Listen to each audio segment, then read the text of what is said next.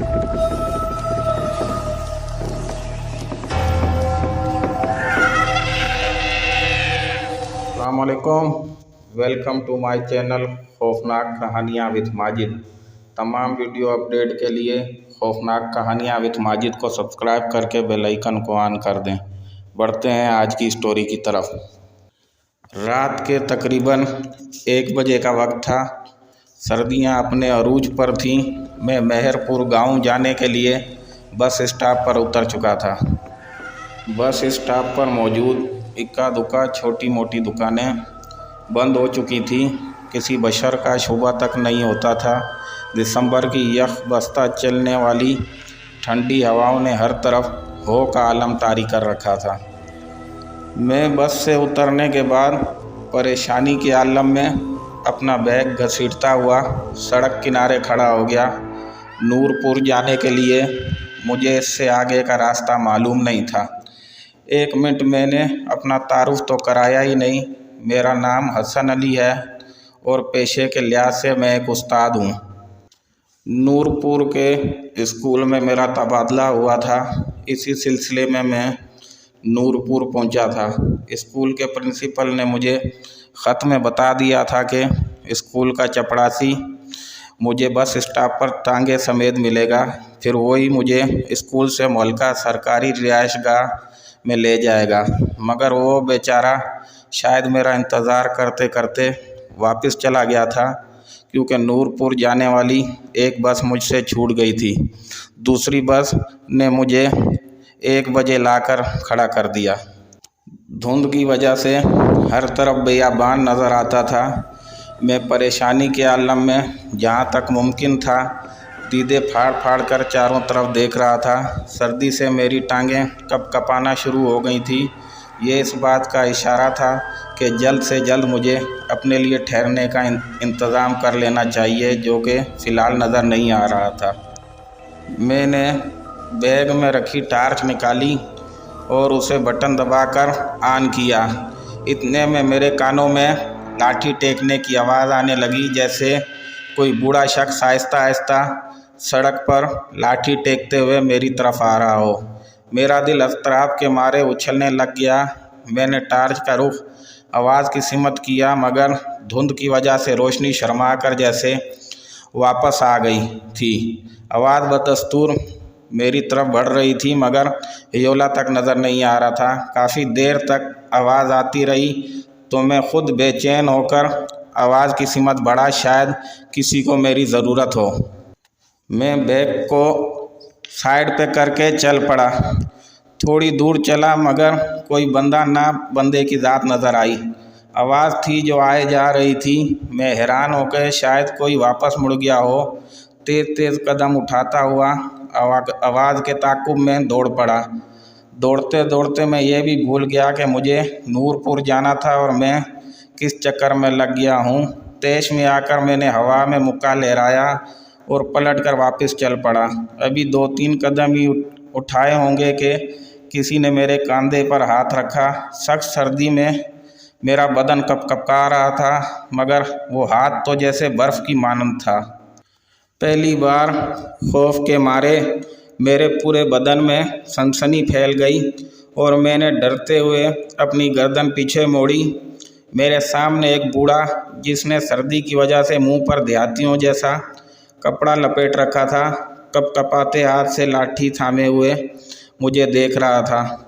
बूढ़े को यूं सर्दी में ठठरता देखकर मेरा सारा गुस्सा काफूर हो गया और मैंने हैरत से पूछा, बाबा जी आप कहाँ थे?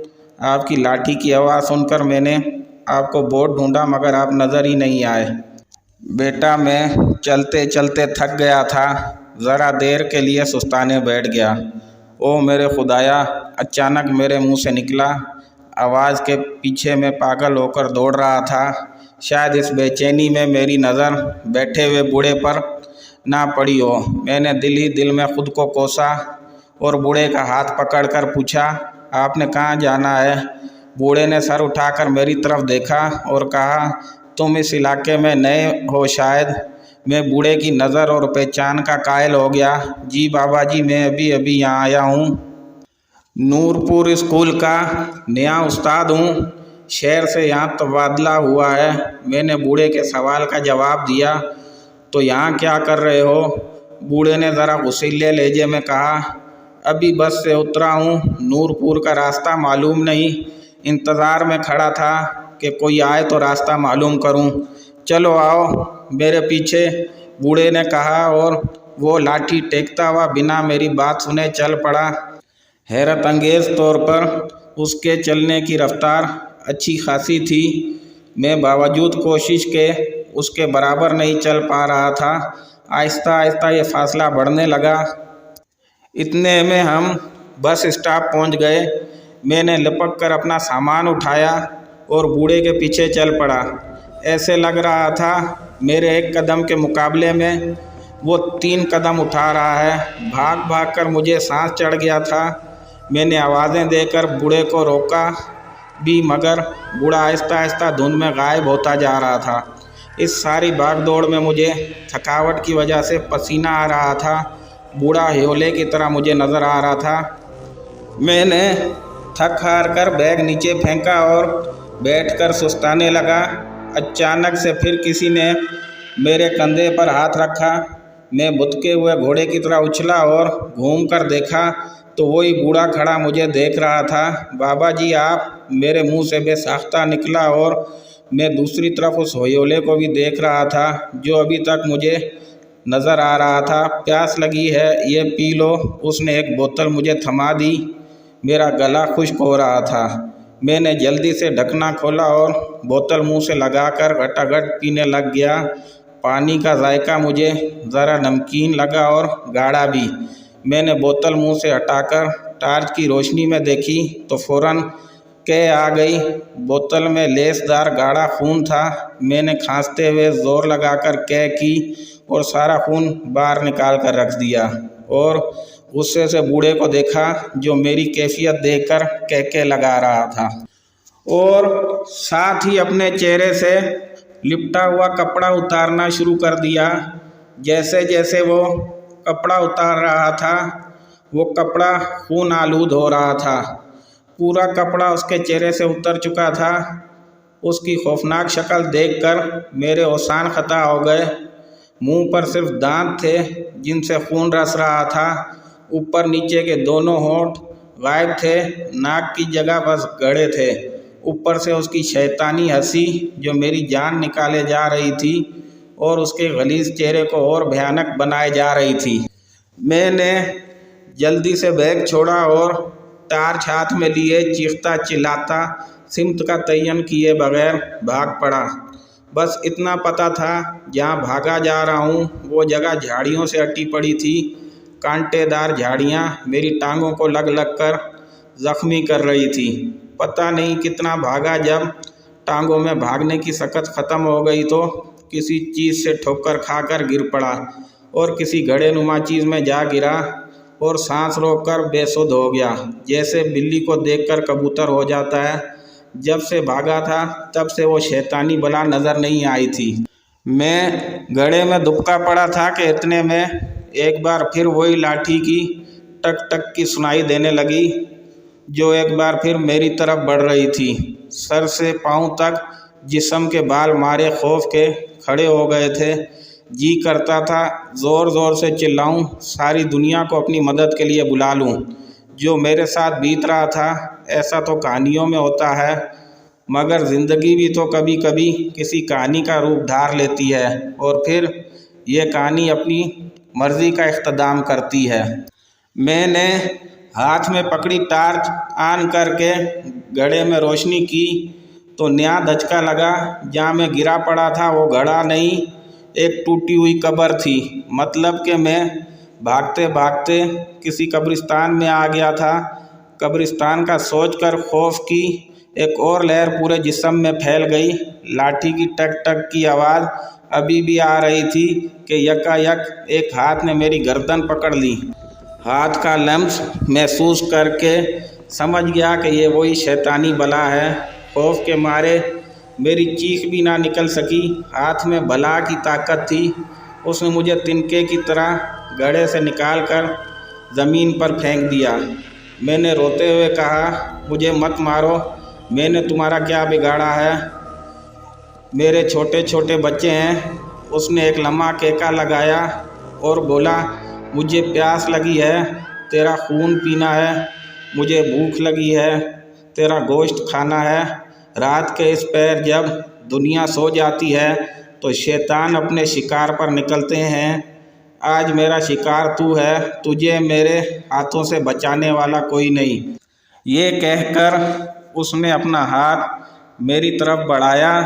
وہ مجھ سے کافی دور کھڑا تھا مگر اس کا ہاتھ لمبا ہوتا ہوتا میری گردن پر پہنچ چکا تھا۔ اس کے سخت کھردرے ناخن میری گردن میں چبھ رہے تھے۔ میں نے اس کا ہاتھ پکڑا اور جھٹکا دے کر اپنی گردن آزاد کروائی اور ایک بار پھر کانپتی ہوئی ٹانگوں سے بھاگنا شروع کر دیا۔ دہشت اور خوف کے مارے قبروں سے ٹکرا ٹکرا کر بار بار گر رہا تھا۔ بھاگتے بھاگتے میری نظر قبرستان میں اگے درختوں پر پڑی۔ وہاں چھوٹے چھوٹے بچے پرندوں کی مانند ٹہنیوں پر بیٹھے مجھے گھور رہے تھے۔ ان کی الوؤں جیسی بڑی بڑی آنکھوں میں بلا کا طلسم تھا جو میری طاقت کو شل کر رہا تھا۔ اس اثنا میں میرا وجود کسی سے ٹکرایا۔ پورا قبرستان میرے منہ سے نکلنے والی چیخوں سے گونج اٹھا۔ میں گر کر اٹھ کھڑا ہوا۔ سامنے جو دیکھا تو ایک باریک سفید کپڑوں میں ملبوس نورانی چہرے والے ایک بزرگ کھڑے تھے۔ میں جلدی سے بھاگ کر ان کی طرف بڑھا اور چیخنے لگا مجھے بچا لو، مجھے بچا لو، وہ شیطانی بلا میرے پیچھے پڑی ہے۔ اس بزرگ نے ہاتھ کی انگلی اپنے ہونٹوں پر رکھتے ہوئے مجھے خاموش رہنے کا اشارہ کیا۔ اتنے میں میرے پیچھے وہی شیطانی بلا لاٹھی سے ٹک ٹک کرتی آ رہی تھی۔ بزرگ نے مجھے کہا بولو، زور سے بولو، حق ہو، اللہ ہو، ہر درد کی دوا اللہ ہو، مشکل کشا اللہ ہو۔ جیسے اس کے منہ سے ہو کی آواز نکلی، درختوں پر بیٹھے بچوں نما پرندے پھڑپھڑا کر اڑنے لگے۔ پورے قبرستان کی فضا ان سے بھر گئی۔ وہ بوڑھا جو میرے قریب آ چکا تھا، بزرگ نے چیختے ہوئے مجھے کہا بولو، حق ہو، اللہ ہو۔ میں نے زور زور سے دیوانہ وار بولنا شروع کر دیا، حق ہو، اللہ ہو، ہر درد کی دوا اللہ ہو، مشکل کشا اللہ ہو۔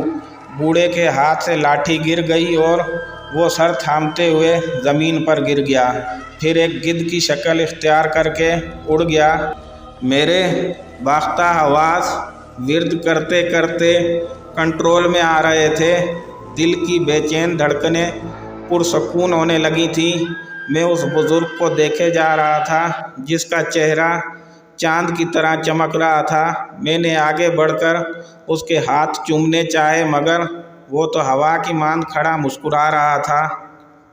پھر وہ مجھ سے مخاطب ہوا، بیٹے، انسان کے اندر خوف اور ڈر پیدا کر کے اس پر قبضہ کرنا شیطانی طاقتوں کا سب سے بڑا ہتھیار ہوتا ہے۔ اپنے دل کو ہر وقت اللہ کے ذکر سے پرسکون رکھو۔ پھر ہوا کے جھونکے کی طرح وہ بزرگ بھی ہوا میں تحلیل ہو گیا۔ میں انہیں جاتا دیکھ ہی رہا تھا کہ میرے کانوں میں آواز پڑی، اللہ اکبر، اللہ اکبر، اللہ اکبر۔ فجر کی اذان کی آواز تھوڑے ہی فاصلے سے آ رہی تھی۔ میں آواز کی سمت چل پڑا۔ تھوڑی دیر میں ایک گاؤں میں داخل ہو گیا جس کے بورڈ پر نور پور لکھا ہوا تھا۔ مسجد کے امام صاحب سے اسکول کے چپڑاسی کا پتہ معلوم کر کے اس سے اپنے لیے الاٹ کیا ہوا گھر کھلوایا۔ میری حالت دیکھ کر وہ پریشان ہو گیا۔ اس کو میں نے بس اتنا کہا کہ آوارہ کتے میرے پیچھے لگ گئے تھے، سامان والا بیگ بھی کہیں گر گیا ہے، بڑی مشکل سے یہاں پہنچا ہوں۔ اس نے مجھے اپنے گھر سے دھوتی اور قمیض لا کر دی۔ نہا دھو کر میں نے گاؤں کی مسجد میں نماز پڑھی۔ صبح کا ناشتہ گاؤں کے چودھری کے پاس کیا۔ وہی چپڑاسی میرا بیگ بھی تلاش کر کے آ گیا۔ وہاں سے میں سیدھا اسکول گیا۔ جہاں میری کلاس کے بچے اپنے نئے استاد سے ملنے کو بےتاب بیٹھے تھے۔ اتنے میں کلاس کے مانیٹر نے کہا کہ سر آج سبق کہاں سے شروع کریں گے؟ تو میں نے کہا سبق وہیں سے شروع کریں گے جو آج مجھے ملا ہے۔ حق ہو اللہ ہو، ہر درد کی دوا اللہ ہو، مشکل کشا اللہ ہو، حق ہو۔ تھوڑی دیر کے بعد کلاس کے سب بچے دیوانہ وار یہ ورد دہرا رہے تھے۔